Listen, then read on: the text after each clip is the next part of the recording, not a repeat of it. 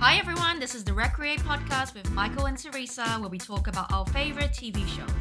Today, we're going to discuss Hunted Season 3, Episode 8. For anyone who hasn't watched the show, there are spoilers ahead. In today's episode, for the newlywed husbands, with Ben caught, Luke plays Catch Me If You Can in the Dark. High school sweethearts Andy and Deb post about a jacket, but will they get jacked? Rally car drivers Kaylie and Tony stay at a houseboat, but will that turn into house arrest? If you've missed the episode, you can catch all the action on 10play, Hunter AU Season 3, Episode 8. The breakdown is coming up.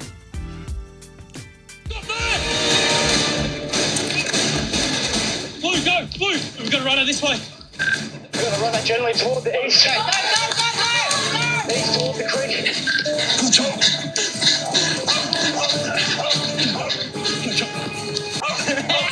Catch me again! Catch me again! Well, that was quite an exit after quite a display. If you're going to go out with style. I bet you that's the words to live by when it comes to Ben and Luke. What did you think of Ben and Luke's game? Oh, they have been so good. I have to say, I'm really impressed by how Luke finished the episode. He went out in style. He was like taunting the hunters, catch me if you can. You know, I don't think we've ever heard that on the show before. It was very exciting. Yeah, and this is the way to go out. Go out with your head held high, having fun, sticking it to the hunters rather than, no disrespect to Jade and Taylor, but they went out a little bit meekly in the cupboard, with their, in quiet exit. This is the way you go out with a bang. And Luke, as befitting his amazing personality, and Ben, they went out in style. They went out fighting. They went out running away from the hunters. This is the way to do it. They've given us an amazing season, I thought. Yeah, and I think they look like they were just having fun the whole way. Yeah. They haven't really had any squabbles. They've been very, very supportive of each other. Even when it comes to, each other's quirks. Like, say, Luke with his having to tan, the whole time while he was away. Ben was still supportive of him, not dismissive. He let him do his thing, even though it might have led to their downfall. I'm a little bit shattered. These guys were my tips to win it. They were our odds-on favorite a couple of episodes ago. We picked them to win it based on past winners. Yeah. They had all the characteristics, all the patterns that led us to think they were winning. But I think we overlooked some things as well. There were weaknesses in their game that they didn't quite correct. Yeah. Well, what do you think was the main weakness of their game? Their main weakness was not laying low and learning from their mistakes. I thought that, okay, let's run it back a little bit. The initial reason why they got spotted and chased down that driveway was because they stopped to get tanning lotion. Yes, at a chemist, yes. At a chemist. And not only did they stop to do that, but they picked up about 5 witnesses along the way. One who called in, another crane operator who distinctly remembered them, the chemist who was like, I'll never forget them. Yes. Everywhere they left a massive lasting impression, which was a real weakness of their game, which they never corrected. Yeah, they haven't really tried to blend in, have they? I mean, as compared to, say, other hunters, they've put on wigs, disguises. I mean, Luke is very distinctive with his pink shorts. He never changed out of the pink shorts. Well, even his long hair. I mean, his if he had maybe just tied it up or hidden it in a cap. Yeah, in a cap. Yes. These are good-looking young lads, but they didn't change their look. They didn't try different looks. He wore the same shorts the whole season. Well, that's it. I mean, it is his signature look, and I think he has further cemented that in Hunter history. Yeah, like Ned Kelly, he has a signature look. If there's going to be a statue of Luke, it will be pink shorts flying high instead of a flag. Anyway, I think that was their weakness. They didn't correct being completely recognizable. However, their strengths. What about their strengths? I think their strengths are that, well, firstly, they are newlywed husbands. They've said that, and they are very, very supportive of each other. That's what I really like about them, and it really got me rooting for them. Yeah. Is that they have always encouraged each other. They've been positively affirming each other. Yeah. They've not really, I guess, bickered. I think that is just... It shows a very good relationship, and that's what you kind of need to put you through in a time of, hardship. Yeah, and as they said, they did it their way. even upon elimination from the game, they were really supportive of each other. They were saying, "Look, we did it our way." Yeah, they hug each They other. hug each other. What a great experience! It's been authentic Just to a really them. inspiring and positive couple to watch on television. And they had some really funny banter on the show too. I think they probably are one of the funniest couples we've ever seen on Hunted. I think they're the most entertaining couple Yes, too. Think about definite. all the scenes they've given us on the show so far. They gave us an amazing chase Well, on two that great farming chase property. yes. Two great chase sequences, one in the Yes. day, one in the night. They gave us an amazing reunion I did not moment think that they will be able at to the find each house, other. right? They gave us amazing banter and witty repartee throughout. They gave us all this amazing dialogue and aside scenes as they were putting on tanning lotion and trying on clothes. They were just very entertaining, very watchable the whole way through. Yes, from Like- camping to glamping. They carried the show, I think, this season. Every time the episodes were on them, the episodes were watchable. Yes. So thank you, Luke and Ben. You didn't win the show, but you won our hearts. You guys were so good this season. So kudos to you. Sometimes winning isn't everything. No, sometimes, and to be honest, I think Ben and Luke, they might maybe, who knows, they might pop up on some other reality shows. I think they have a great chemistry. Yeah, like Amazing Race, Survivor. Survivor. Oh, I can see them as like a pair on Yeah, Survivor. they'd be How good. good would they be, Yeah. like socially? We have a new future reality TV star couple, I think, Yeah. in the making. So they are here to stay. Because Luke does look so distinctive. There's actually been, I think on the show, they've had the most number of calls from the public That we've dobbing them. seen. Yeah, dobbing them in. I think they've had 3 so far. Yeah, I think so. And they are the kind of couple, as we said, they look distinctive, but they're also the kind of couple that goes for a walk after dinner, says hello to every person Yeah. they see on the street, They've had stops someone. and chats. You know, They've they're had really some. I think 2 sociable. people call them in at the camp. So I think one to say that they're in Hillsville because he spotted Luke's pink shorts, Yeah. and then one at the cabin itself when Luke and Ben was just walking past them, Yep. and then also one at the chemist where. He noticed that there were these 2 people just running by, Yeah. and they're pretty distinctive. Very distinctive, very original. And, that ended up being the end of their gameplay, as we said. And in the aftermath, they said that it was un-Australian, that they were dobbed in. So what do we think about that? Was it un-Australian that, the public dobbed them in and ended up ending their gameplay?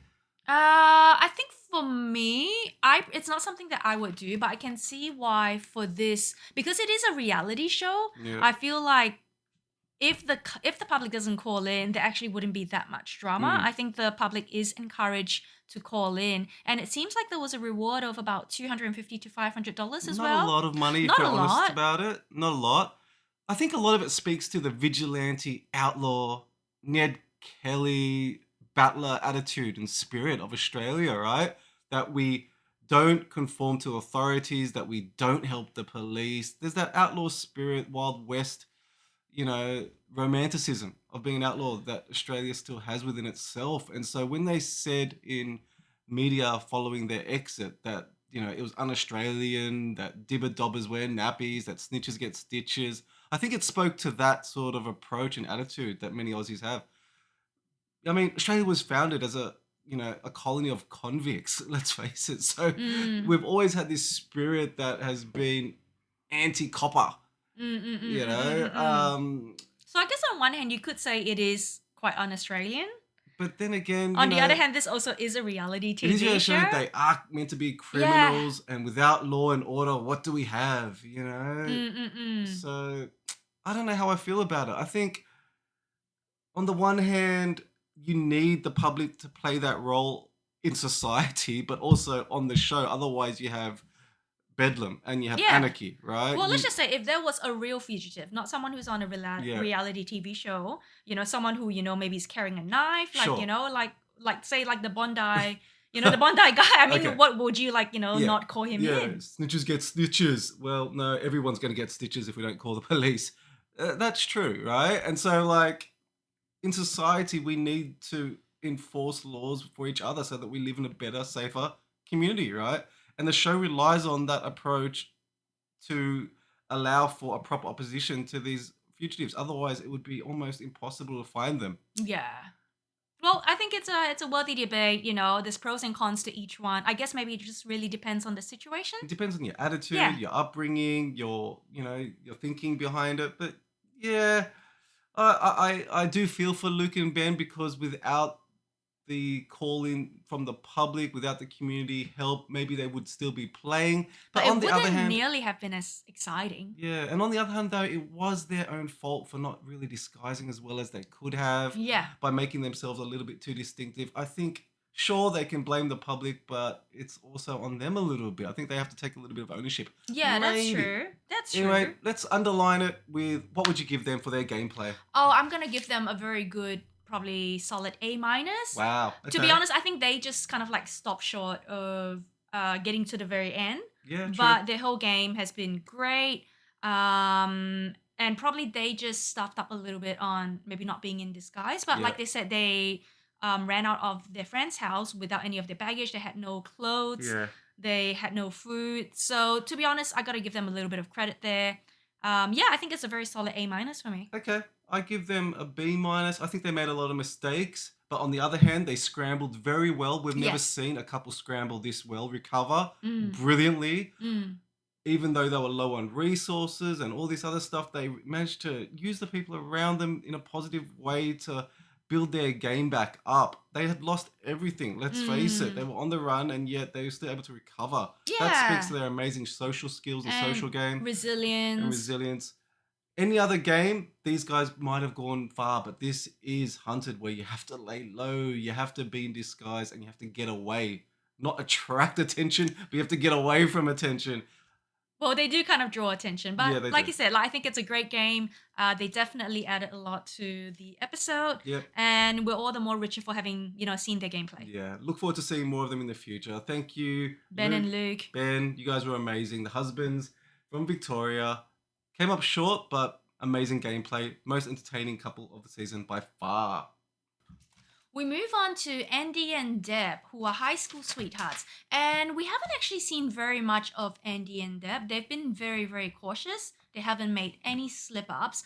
What do you think about their gameplay so far? Well, I haven't seen much of it, to be honest. The show has not featured them at all. We haven't seen hardly any of their gameplay. We've seen a little bit of background that Deb has a father who was a former felon who robbed a TAB. Mm. Andy is a fireman who has competed on Australian Ninja Warrior, we know. Mm-hmm. So they're a very interesting couple. Yeah, and they've used they their are. resources to get around, but we just haven't seen much of them, which makes me think that they may be the winners from the cut that we're seeing so far. They're getting a lot of Yeah. a winner's edit. Almost Yeah. as if the show is saving them for us in a way. Yeah, for the finale or for the semi-finale. This- So we start off with them. I think they're in the outback, and Yep. they came across a taxi, and they're being very cautious when this taxi approaches them, Yeah. double checking to make sure that he is indeed sent by their friend and He not from the actually- hunters. Andy has the cojones to actually ask to use the guy's phone and to check his ID, which I thought was remarkable. I thought this taxi driver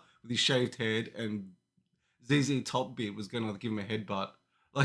But anyway, he's a good sport and says, "Yeah, I'm not sent here by the hunters. I Yeah. am a bona fide taxi driver." He didn't seem very amused. Doesn't seem very amused, but this speaks to how careful Yeah. they are being. They are And being so meticulous. in the car too, when they're in the taxi, every time a car passes them, they both duck down because I think Yeah. they're not in disguise. Yeah. And we've seen Andy actually come through on a couple of disguises. So firstly, he had his bleached his hair, Yeah.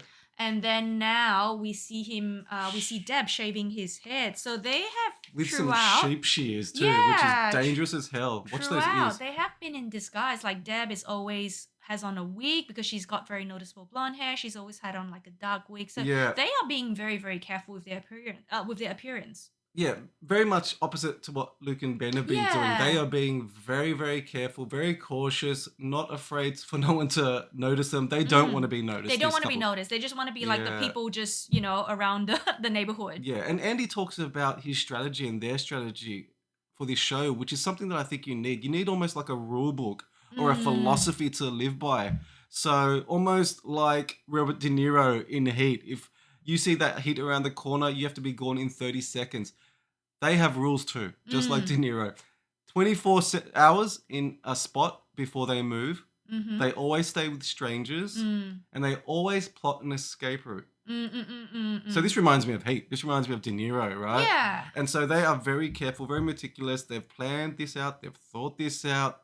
They're going to go well, I think. Yeah, to a certain extent too, as they've rightly said. So if we don't know what we're planning, like where we're going to stay, that means the hunters don't know Yes. where we're going to I stay as remember well. that. They So haven't they have, been, yeah, they they've haven't been only telling people relied what they're on doing. on strangers. They haven't once used their close contacts, Mm. which is great because that's how we've seen in the past, like how hunters are able to zoom in on you. And they also don't tell the people they're staying with what they're going to do next. So even if they did know, they can't tell. No. And so they're staying with Evan, who seems like a nice chap. And Evan, before they're about to leave, checks his phone and they see a reward, which must be disconcerting. There's only 6 days left.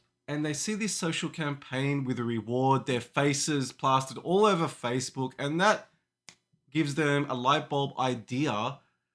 Hey, let's use this number to post something on Gumtree and get people to call in from the public asking about these things that we're going to post. Yeah, so they are very funny. They post about a watch and also a jacket. And it's actually the jacket that gets the most traction. Which is amazing. I thought the watch would get traction for $10. I want that watch. Yeah, and what they have is on Gumtree, they've attached Ben Owen's name, his contact number. Very clever. So unfortunately, Ben is the one who is at the end of the tip line getting all these mysterious calls about people inquiring about a jacket. Yeah, that's that hotline bling. Yeah. Well, do you think this was actually a light bulb moment? Or because I actually thought it was actually probably foresight. I felt like they had planned this. I felt like they knew that the hunters would eventually try and put out a social media campaign out on them. And this was something that was planned. They just did not know who it was that they were going to enlist to help to post the items Yeah, about. maybe, yeah. Yeah, It because seems brilliant. Yeah, it it is seems brilliant. brilliant. So whether they pre-planned it or whether it was spontaneous, this is just a brilliant strategy. It buries the resources of the hunters. It distracts them. frustrates them. It bogs down the phone lines. It may even force them, as we saw, to change their phone number so that any callers in get a dead phone line. So, and it also gives them so much work that they don't even know what the real phone calls are and what the prank calls are. So if someone calls and says, I've seen Annie and Deb, by now they've received so much junk that they don't even know what's real and what's not because they're sifting through so much shit. This is brilliant. It's a great decoy plan, I have to say. Yeah, I think we're going to see a lot more stuff like this in the future. It's cheeky, it's taunting, but it's not dangerous too, and it has a real objective to disrupt the gameplay rather than just, taunt them or to make them more angry to retaliate. And without actually putting them at risk, because we've seen Yes. something similar with Akechi and Joe in previous episode where Joe has thought about going to a comedy club to do a to routine. show off and to get at it. Yeah. Yes, but that would actually have entailed putting him and Akechi at risk. Whereas this was High like, reward, yeah, low risk, right? yeah. This is actually, this is a great ploy. Like, Andy and Deb, will be miles away from the actual, Yeah. from the actual phone call. I think it's a great plan. Very nice plan. And Ben gets a lot of amusing phone calls. He's been the victim of a lot of phone calls lately. He must be the most popular guy on The Hunted. The ladies love him. Yeah, well, he is one of my favorite Yeah. hunters on the show. He's the very last good. few episodes, and he's very insightful too because he is able to deduce that no, it's not Joe and a catch like the others think. This is something a little bit more sophisticated. It's not just cheeky banter from a fugitive. This has real disruption underneath it and a real strategy. And he deduces that it's Andy, and he's right because Akechi and Joe are so shaken from seeing the hunters in the street recently that they just hiding low. They don't even have any strategy. Their game is really, as the hunters have deduced, scattered. Yeah, and I think while Joe, he is very comedic, Yeah. but perhaps like that cryptic post that he wanted to put about that screw you, which we Yeah. didn't really see much come of it. I think he probably is more cheeky, but maybe not so much in an outsmarting them kind of way. Yeah, he's not really a saboteur in the sense that he's going to really fuck with the hunters in the same way Andy has. This is next level planning and brilliantly executed. Ben calls up the phone number that's attached to the Gumtree account where the jacket is listed, and he contacts Evan. And this is one of the best instances where we've seen a stranger actually perform really well against a hunter in terms of interrogation. Yeah, because what Benj tries to do, I think he senses straight away that Evan is a wily old fox. And he says, look, we're going to treat this like real life, okay? And in the real world, if you protect a fugitive, we're going to come at you. We're going to come to your door. We're going to make life difficult for you. We're going to mess with you. So his interrogation technique is to simulate a real life scenario and almost threaten disrupting this man's life. To which Evan has an all-time response. I can't speak without my lawyer. Yeah, that was a great comeback. I have to say.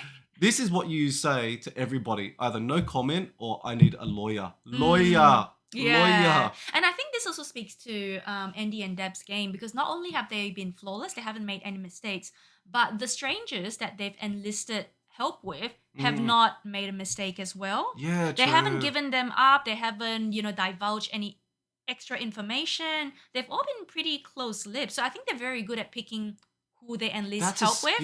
That's a good point, because that's a skill in of itself. Yeah. Not to just go with the first stranger that offers you homestead, but to choose people who are loyal, people who are going to stick by you, and people that you can sense are going to cover your tracks. Yeah, who are probably not very afraid of authority. Yeah, who aren't going to just dob you in like that. Whereas maybe that let down Luke and Ben a little bit in being a little bit too trusting of everybody around them. Maybe even Jade and Taylor. I'm afraid Romney and Chelsea may go down this path too, of just being overly trusting. Yes. I think Andy and Deb have been really careful, as you say, of trusting the right people. Well, I think this goes to show, if you are planning to be a contestant on the next Hunted season, make sure you choose people like Evan or Kim, who we've seen is the customer of Ondine and Shirley. You just don't want to, give anyone away. You don't need to give up all the information. That's right. Like my mum, for example, would give it all up to the hunters. We're not staying with you, Mum. Not anymore. Vroom, vroom. And now we're with Kaylie and Tony, our rally duo. What do you think about their game so far? It's been very exciting, hasn't it? Like watching them zip around the country. It's been big time. Like these guys, I think I said it last episode, they haven't left much of a digital footprint, but their environmental footprint, man, the amount of petrol they've spent, the frequent flyer miles, these guys are going all out. Okay, so let's recap what vehicles they have been on. Okay, a rally buggy, We've got a V8, plane. heaps of four-wheel vehicles, cars, plane. Yeah, the plane thing was pretty boat. amazing. Yes, a boat. Yes, the river. So this is not the houseboat, been but on this bikes? is a riverboat.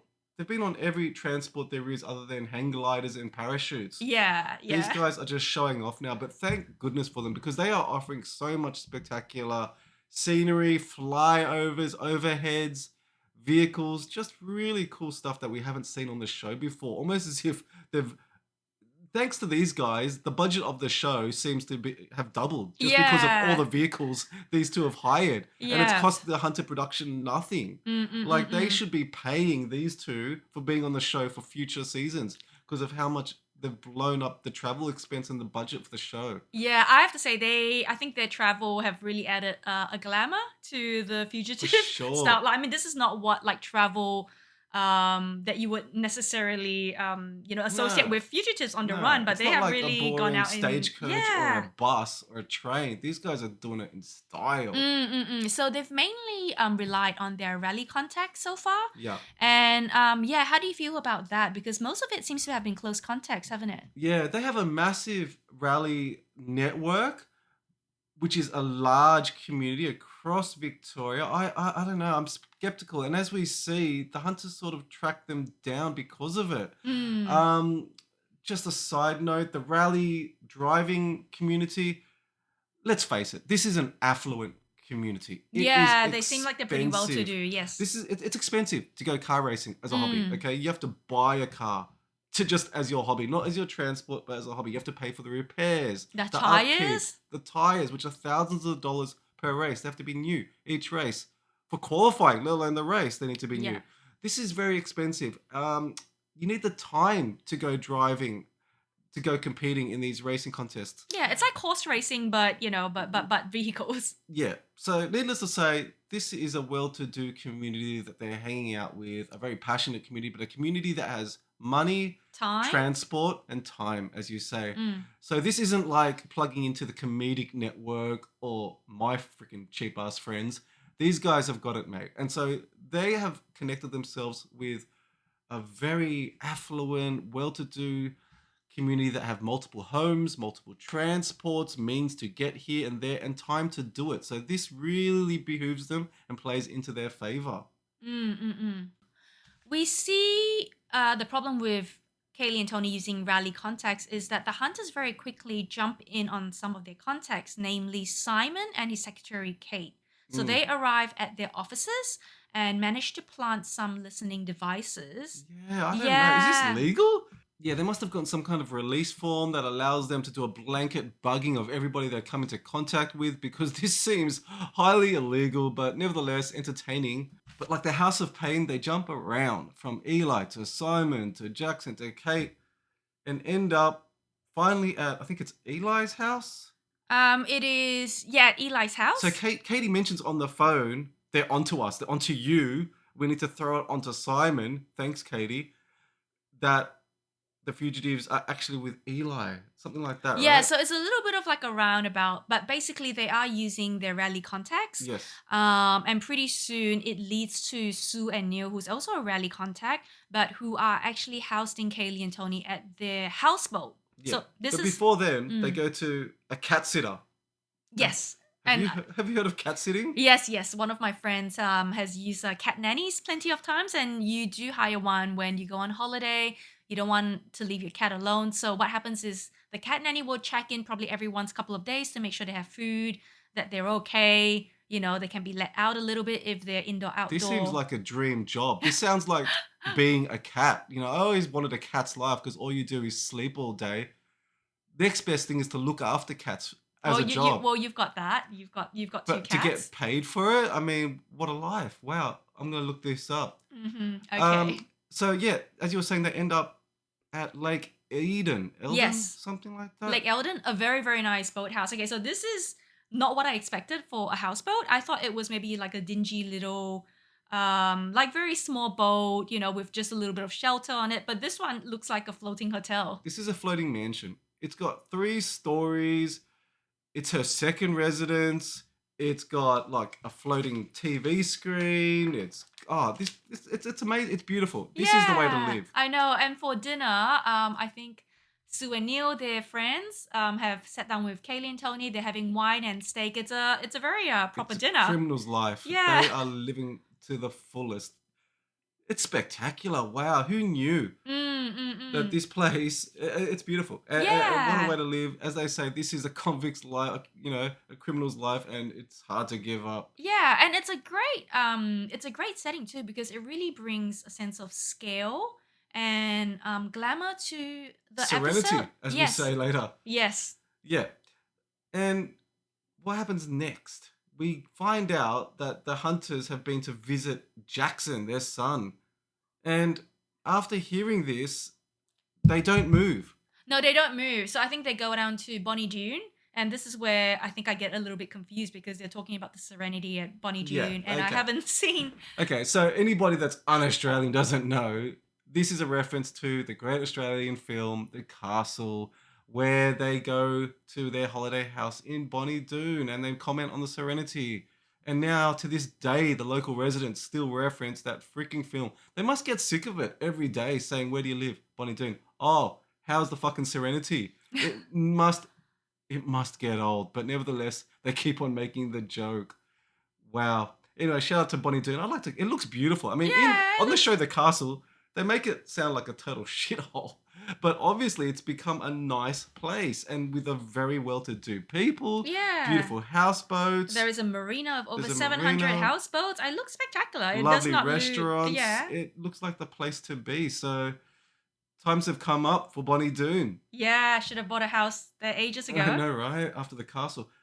Nevertheless, this makes them only one contact away from the hunters, who are hot on their tail, and they don't move. I feel like this is because maybe they're a little bit complacent or comfortable and confident. What's I going was on thinking here? about that, because normally if you get a call to say that the hunters are almost on you, I think the most instinctive move would be to just leave straight away. Right. But I guess because they are on a houseboat, so okay, even if the hunters do locate the boat, what are they gonna do? Like, do they have the resources to capture them on water? Because the boat can pretty much move anywhere at once without having a car following them. Exactly. Yeah, that's a good point. And we'll Yeah. talk about that later on, the pluses and minuses of blending in versus standing apart. Mm. So they choose not to move, and instead they go to Bonnie Doon, and they put on some disguises. Yeah, they do. They actually also enlist the help of a stranger. Yeah. Tony calls one of his friend, gets him to bring one of his cars. So he must have multiple cars. Right. To drive it down from New South Wales into Victoria, which is a day's drive. So it's not a short drive. It is like 8.5. I checked it from New South Wales to Bonnie Doon, and they're not even from Sydney,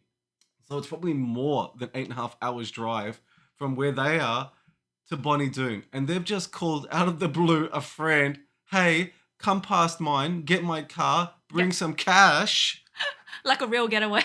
and come pick us up. And then assumedly drive back home. Yeah. Or make your own way home. What Yeah. a friend. Yeah, These yeah. guys talk about contacts, and I talked about this earlier, how they're in this network and community of people who have time and money. This speaks to that, gives them a lot of power. Well, why in do this you game. think he asked for one of his own car? Why doesn't he just go, like, just leave quickly, great get question. enlist the help of a stranger like Andy and Deb? Why does he want And borrow a car or something Yeah. like that, yeah. Well, I guess he's a rally car driver. He wants the comfort of his car. When Mm. people are scared or flustered, they go to the things they know most. This man knows his own wheels. And he wants his own car because I think when he feels, because it's dangerous, right, to go to his car, He because probably feels cornered. once they get that car and once they realize that he's driving his own car, they're going to have it pinged and tracked with number plates and everything. He's going to be done for. Yeah. But he feels that once he's behind the wheels of his own car, Yeah. that nothing is going to catch him. Yeah. Well, he can probably outdrive He any can of the outdrive them, hunters. right? I think that's his thinking. that Right. Get me into my car and I'm a superhero. There's a high speed chase like Right. OJ and like Yeah. the cops. Yeah. He just wants his superhero armor. Okay. It's like Thor with his hammer. It's like Iron Man with his metal costume. Mm. For him, it's his rally car. Once he gets his rally car, it feels the strength of his vehicle, his chariot. He's going to be safe. That's the thinking behind this, I think, because it's risky and it's foolhardy. I don't think it's tactically the right move. I would, as you say, get a stranger's car or keep on getting lifts. Yeah. Well, I guess we don't actually know. I know the show actually, the episode actually ends on a cliffhanger where the hunters have actually spotted the houseboat. Whether they find Tony and Kaylee on the houseboat, like, are they waiting to just depart straight away, or are they actually meeting his friend at another getaway point? That remains to be seen. Yeah, But remains to still, be I think seen. it's interesting that he called for one of his cars because it is a good, like, 1 day's drive away. Yeah, it's a massive favor and a massive favor that will have to be repaid. He's going to have to pay up the favors one day. The hunters manage to ping that Sue has a second home, which is the houseboat, and straight away, two teams are on the ground trying to get a vision of trying to locate them among the many houseboats in the marina. Yeah, so this place is 6 times the size of Sydney Harbour. There are over 700 houseboats. And they all look the same. They all look the same. Whoever makes houseboats in Bonnie Doon is making a racket, right? They need some competition. Coke needs Pepsi there because this one guy with this one design is cleaning up Yeah, it seems to be like the way to live at Lake Eldon. in Yeah. this cookie cutter houseboat. Well, there's 700 of them. I mean, it's like Monaco, but in Bonnie Doon. This is the Lake Como of Victoria.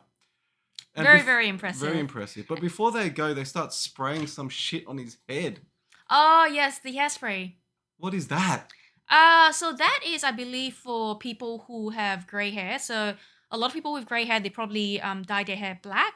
But like, in between your hair appointments, your hair actually regrows, and there's that regrowth of like Okay. silver. Like it's kind of like you're like like a badger or a skunk. So I think you can get hairspray and just spray over the top of it, and it's temporary. It's not permanent, and it's just to last you until you get to your hairdressers. So does it come out when you shower or wash? Or I believe it does. So you need to keep on spraying this shit on yourself every time you go out. Well, only if Wow. you have a lot of regrowth. Man, I feel sorry for men, and I'm one of them. Well, it's tough. Well, I think these days a lot of people are going grey. So like Tony looks Yeah. good grey.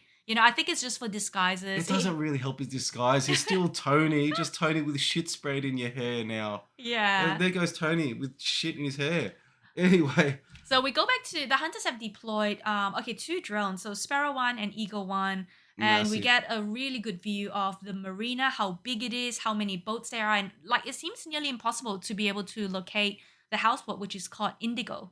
Yeah, and here comes what we were talking about before. Is it better to stand apart or to fit in? So would it have been better for them to blend in and park that houseboat with the other houseboats, or did they do the right thing by parking where they parked on the other side of the bay by themselves in isolation? Well, I would have done what they did because if they were parked where the other boats are, there is a jetty. So most of these boats are, they're parked on a jetty, and this is where ground Accessible, hunters yeah. can actually walk down the jetty, like look at each boat, determine if, try to find them. But whereas they seem like they're parked at a remote beach. Yeah. I don't even know if there's access to the public.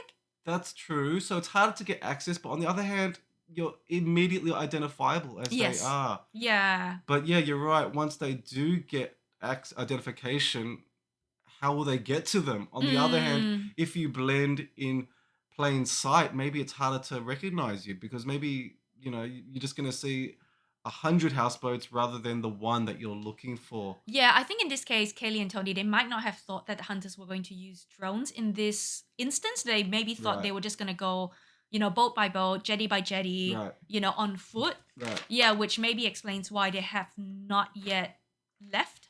Yeah, and so we get, and speaking of not left, this is what they were doing. Instead of chasing down these two, they were filming cinematic sequences. Well, it is very cinematic. We get so- these amazing sequences of drones closing in on the boat, scenes that would have taken one drone to film another drone, drones zooming in on the boat, dropping down from top of frame, just really cinematic shit. I bet you the Yeah. hunters were like, come on, man, we need to freaking catch them, while the producers were like, just one more shot, take 2, we're going to lose the sunset, we got magic hour. Yeah, and I think This was crazy cinematic. with the show, I think because like the narration, it goes like, oh, they've just located Kaylee and Tony. They're about to pounce on them. They just want to get visual confirmation. But Yeah. really, this kind of things, they take a really long time to film. They do. They Yeah. take a long time to film.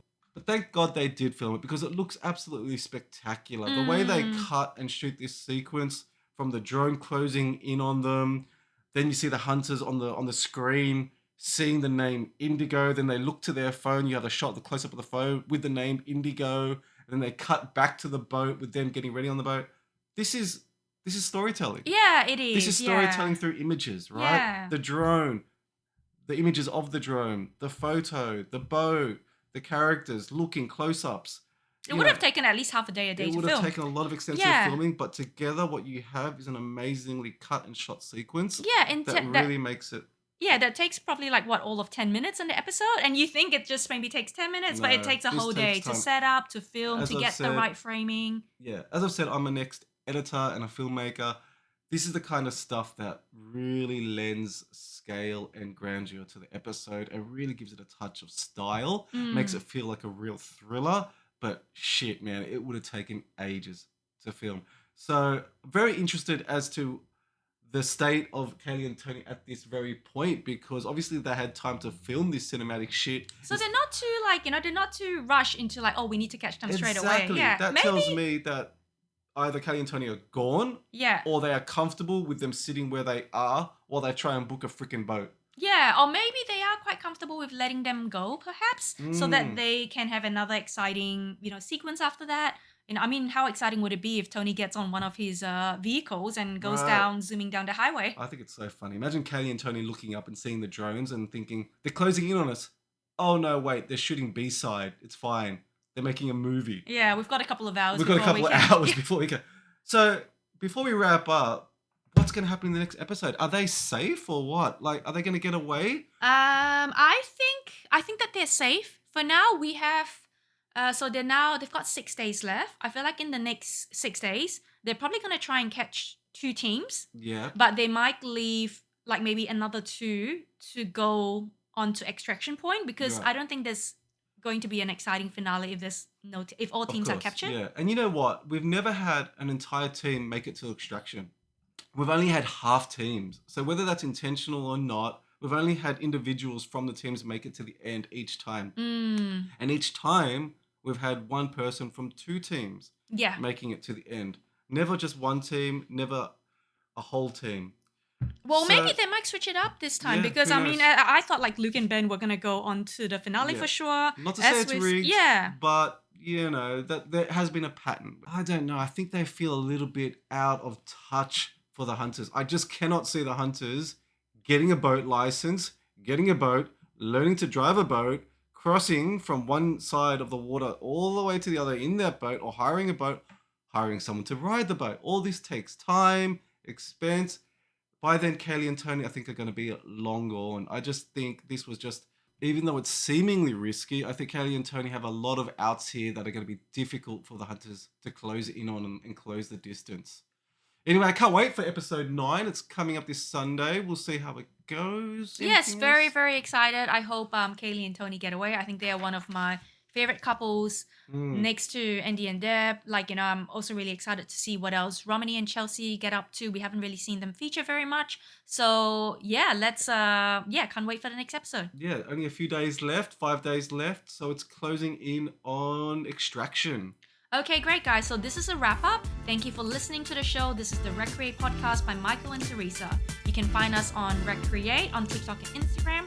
That's WRECK.CREATE, where you can watch highlight videos of what we've talked about. If you like what you hear, be sure to like and subscribe to our pod. It really helps us a big deal. We are extremely grateful for any support you give.